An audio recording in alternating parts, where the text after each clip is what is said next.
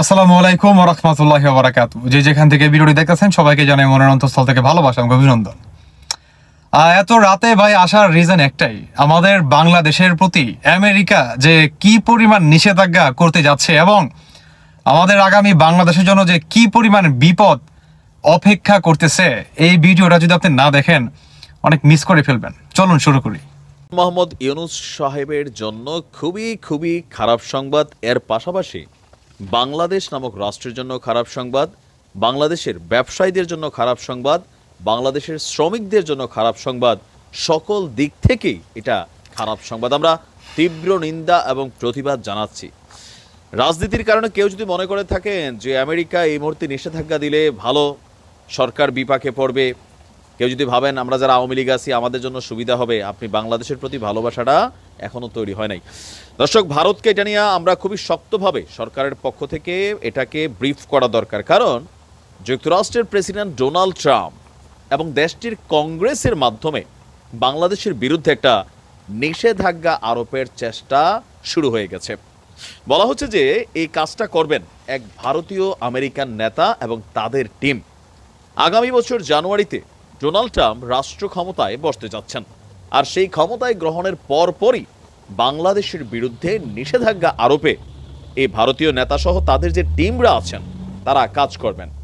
ভারতীয় আমেরিকান নেতা ডাক্তার ভারত বড়াই বার্তা সংস্থা পিটিআইকে বলছে, নির্বাচনের আগে বাংলাদেশের সংখ্যালঘুদের উপর নির্যাতনের যে অভিযোগ তুলে ডোনাল্ড ট্রাম্প পোস্ট দিয়েছিলেন সেটি তাদের উদ্বুদ্ধ করেছে। আর এই বিষয়টিতে মানে তারা এখান থেকে উৎসাহ পাইছে আর কি।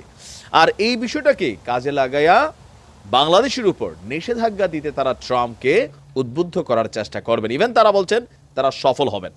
এই ভারতীয় আমেরিকান নেতা বলছেন, বাংলাদেশের হিন্দু এবং তাদের মন্দিরে যে হামলার ঘটনাগুলো ঘটেছে সেই ব্যাপারে ডোনাল্ড ট্রাম্প সাহসী বিবৃতি দিয়েছেন। তিনি একজন সাহসী ব্যক্তি। যদি পরিস্থিতির উন্নতি না হয় তাহলে তিনি বাংলাদেশের বিরুদ্ধে অর্থনৈতিক নিষেধাজ্ঞার কথা চিন্তা করতে পারেন। বাংলাদেশের উপর নিষেধাজ্ঞা দিতে ট্রাম্পের কাছে পৌঁছাতে ভারতীয় আমেরিকানরা সক্রিয়ভাবে কাজ করছে বলেও তিনি জানিয়েছেন। বিশেষ করে বাংলাদেশের তৈরি পোশাক খাতের উপর নিষেধাজ্ঞা আরোপের চেষ্টা চালানো হবে বলেও ইঙ্গিত দিয়েছেন। তিনি বলছেন, যদি তাদের তৈরি পোশাক বন্ধ, রপ্তানি বন্ধ হয়ে যায়, বাংলাদেশের যে ফরেন কারেন্সি আমাদের ইন্ডাস্ট্রি লেভেলে এর ৮০% হচ্ছে এই পোশাক, তো তাহলে বাংলাদেশের মানুষ কি খাবে? চিন্তা করছেন কোথায় যে হাত দেওয়ার চিন্তা করতেছে।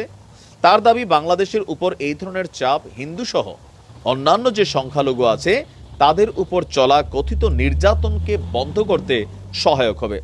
তার বক্তব্য, পরিস্থিতির উন্নতি না হলে আমরা হিন্দু আমেরিকানরা বাংলাদেশের বিরুদ্ধে ব্যবস্থা নিতে কংগ্রেসের প্রতিও আহ্বান জানাবো।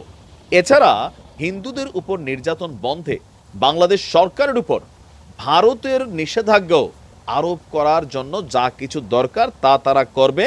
তারা মনে করছে ভারতের এই দায়িত্বটা এখনই করা উচিত। তিনি বলছেন, যদি তারা হিন্দু এবং সংখ্যালঘুদের হয়রানি অব্যাহত রাখে, ভারতেরও তাদের উপর নিষেধাজ্ঞা দেওয়া উচিত।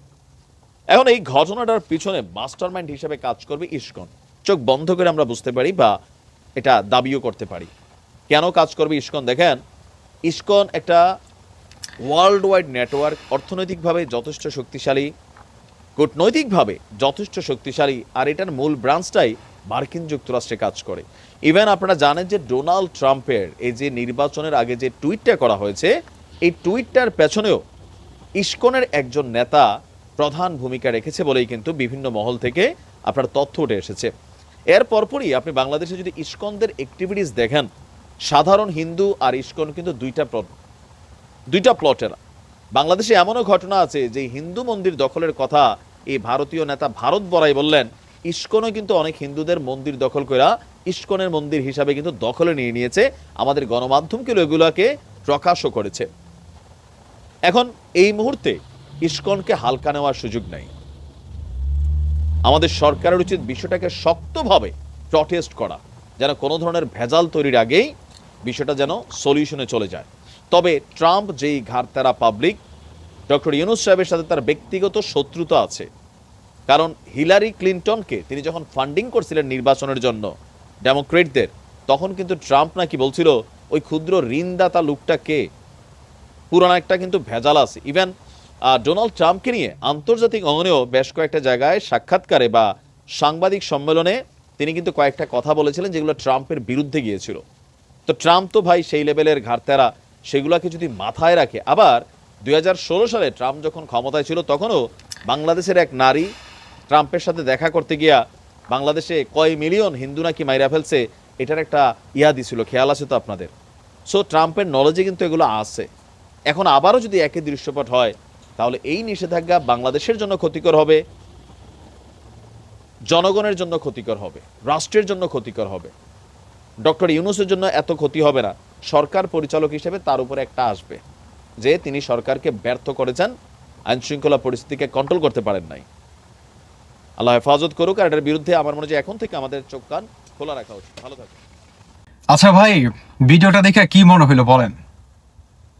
হ্যাঁ, বাংলাদেশটা কোথায় যাচ্ছে? আমার কথা হচ্ছে ভাই, এই ধরনের নিষেধাজ্ঞা জারি যদি আমাদের বাংলাদেশের উপর পড়ে, আমরা কি এটার ওয়েট নিতে পারবো? এটার প্রশ্নটা আমি আপনাদের উপর রাখলাম। শুধু এটাই না, এটার যদি হয়ে থাকে বা কোনোভাবে যদি এটা জারি হয়ে যায়, তাহলে এটার জন্য দায়ভার কে বা কারা নিবে? কে নিবে? ডক্টর মোহাম্মদ ইউনূস, সমন্বয়ক সার্জিস বা হাসনাত, উপদেষ্টা মন্ডলীরা নিবে? কে নিবে? কে নিবে? কে? এই বিচারের ভার আমি আপনাদের উপর রাখলাম, অবশ্যই জানিয়ে যাবেন।